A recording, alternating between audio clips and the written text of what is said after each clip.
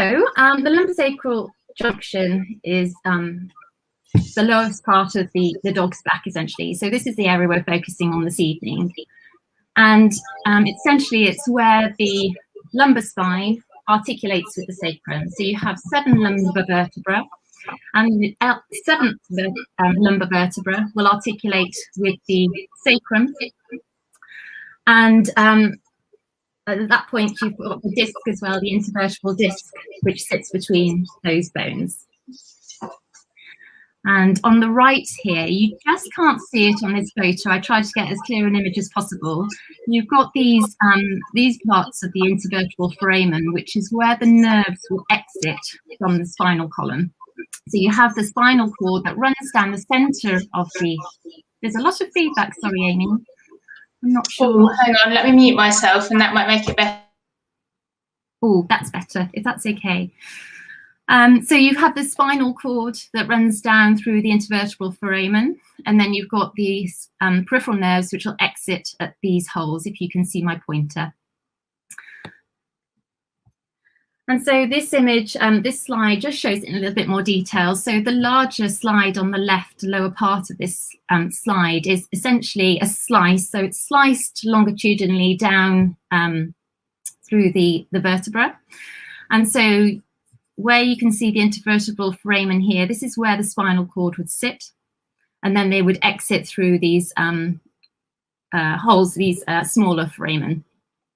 And so what you have in this case, you've got the spinal cord, which at the top is protected by the interarcuate ligament and the lamina of the vertebra, so of L7 and S1. On the sides, it's protected by the intervertebral foramen and the pedicles, we call them pedicles of L7 and S1. And then on the bottom, you've got the dorsal longitudinal ligament and the intervertebral disc and the neighbouring vertebral bodies.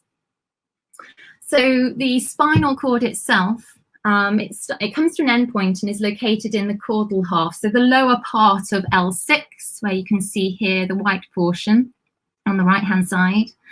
And that's where it arises to what we call the cauda equina. So the cauda equina is composed of spinal nerves, and they extend further down into the tail. And then also they supply the hind limbs, the anus, and also the genitals as well.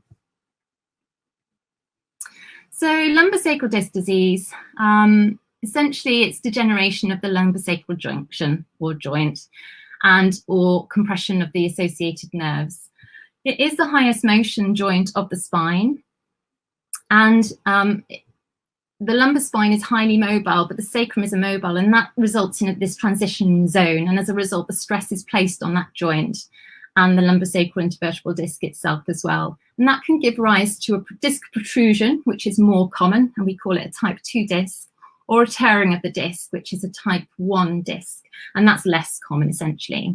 And that's when you can get nerve impingement, which can occur similar to like us. It's similar to sciatica. When the nerves are compressed, they can become inflamed, painful, and they might not conduct those electrical impulses as well as they should do. And that's when you start to get neurological deficits that you might see